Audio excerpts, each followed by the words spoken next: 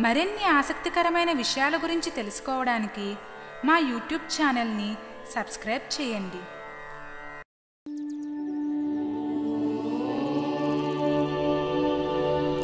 ఓం శ్రీ లక్ష్మీ గణపతే నమః. ఓం గురుభ్యో నమః. భక్తి విశేషాలకు స్వాగతం. ఇప్పుడు మనం శ్రావణ మాసంలో 21వ తారీఖు నాడు సోమవారం నాడు అమావాస్య గ్రహణము రెండూ కూడా ఉన్నాయి. దాని గురించి ఇప్పుడు మనం మన భక్తి విశేషాల ద్వారా తెలుసుకుందాం.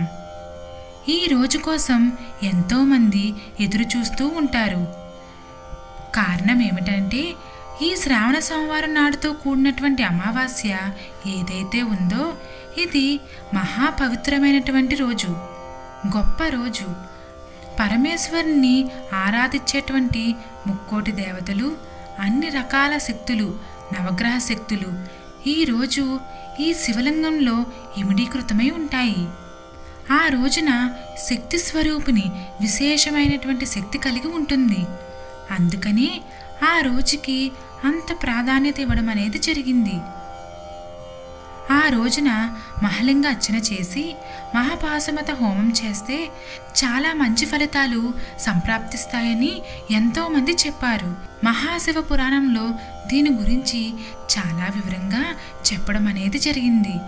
అందుకని మహాలింగ అర్చన మహాపాశుపత హోమం చేయడం అనేది చాలా మంచిది.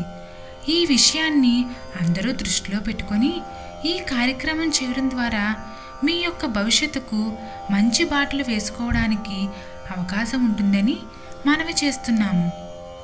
మీకు ఒక మంచి సలహా కూడా చెప్తున్నాము. మనం చేసినటువంటి పుణ్యాలు ఏమైతే ఉన్నాయో మనం తెలిసి తెలియక చేసే పాపాల వల్ల ఆ పుణ్యఫలం అనేది హరించిపోతుంది.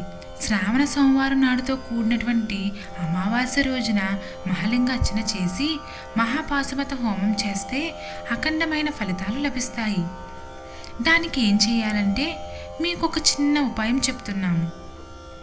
ఆ రోజు మీరు చేసుకున్నటువంటి పుణ్యఫలం ఎక్కడికి పోకుండా ఉండాలంటే పూజ అంతా పూర్తయిన తర్వాత అక్షంతలను చేతిలో పట్టుకొని అందులో కాస్త నీళ్లు పోసుకొని అనేన మయాకృతేన సమస్త పూజాఫలం శ్రీ గణపతి దేవత అర్పణమస్తు అని చెప్పి స్వామివారి పాదాల దగ్గరకు వదిలివేస్తే మీకు ఆ రోజు చేసుకున్న పుణ్యఫలం అంతా లభిస్తుంది. గణపతిని పూజించడం వల్ల మీకు మంచి ఫలితాలు వస్తాయి. ఆ పుణ్యఫలంలో కొంత భాగమైన ఆయన ఇస్తారు. తద్వారా అనేక కార్యక్రమాల్లో మీరు విజయవంతమైన ఫలితాన్ని పొందగలుగుతారు. కనుక ఎట్టి పరిస్థితుల్లోనూ కూడా దేనిని మీరు ఏ విధంగా నెగ్లెక్ట్ చేసినా శ్రావణ సోమవారంతో కూడినటువంటి అమావాస్య రోజున మాత్రం ఎట్టి పరిస్థితుల్లోనూ మహాలింగ అర్చన మానుకోవద్దు. అదేవిధంగా మహాపాశుపత హోమాన్ని కూడా మానుకోవద్దు. ఇవి చేయడం వలన మీకు అనంతమైనటువంటి మంచి ఫలితాలు ఖచ్చితంగా సంప్రాప్తిస్తాయని శాస్త్రాలు చెప్తున్నాయి, పెద్దలు చెబుతున్నారు. అంతేకాకుండా శ్రావణ సోమవారంతో కూడినటువంటి అమావాస్య రోజున విశేషంగా గ్రహణం కూడా ఉంది. గ్రహణం ఉన్నప్పుడు చేసేటటువంటి ప్రతి మంత్రానికి, ప్రతి పూజకు 1,000,000 రెట్లు ఎక్కువగా ఫలితం వస్తుంది. అంత అద్భుతమైనటువంటి రోజు గ్రహణం అంటే మీకు మంత్రశక్తిని ప్రసాదిస్తుంది. మీరు చేసిన పూజ ఏదైతే ఉందో అది ఖచ్చితంగా సాఫల్యం అవుతుంది. అందుకనే మంత్రోపదేశం ఇవ్వాలన్నా తీసుకోవాలన్నా గ్రహణం రోజునే ప్రామాణ్యంగా పెట్టుకుంటారు.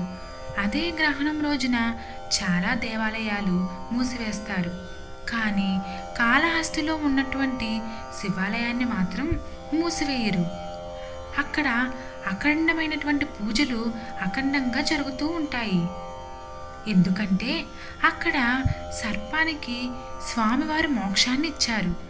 కాబట్టి గ్రహణం రోజున కూడాను అక్కడ పూజలు చేయడానికి అవకాశం కలుగుతుంది.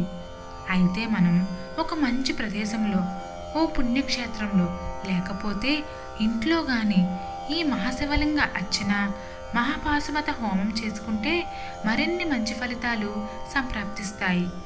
ఓం శాంతి. ఈ వీడియోలో మీకేమైనా సందేహాలుంటే మాకు కామెంట్స్ రాయండి. ఈ వీడియో మీకు నచ్చినట్లయితే మా ఛానల్ను సబ్స్క్రైబ్ చేయండి. మరిన్ని ఆసక్తికరమైన విషయాల గురించి తెలుసుకోవడానికి మా యూట్యూబ్ ఛానల్ని సబ్స్క్రైబ్ చేయండి. మా యూట్యూబ్ ఛానల్లో 100కి పైగా పరిష్కార మార్గాలు ఉన్నాయి. మీకు కావలసినవి పాటించి ఆ దైవానుగ్రహం పొందండి. ఓం శాంతి. నేను నా పెద్దల దగ్గర నుంచి తెలుసుకున్నది, పుస్తకాల ద్వారా చదువుకున్నది, నా పరిజ్ఞానాన్ని బట్టి తెలుసుకున్నది మీకు తెలియజేయడానికి భక్తి విశేషాలనే కార్యక్రమాన్ని ప్రారంభించాను.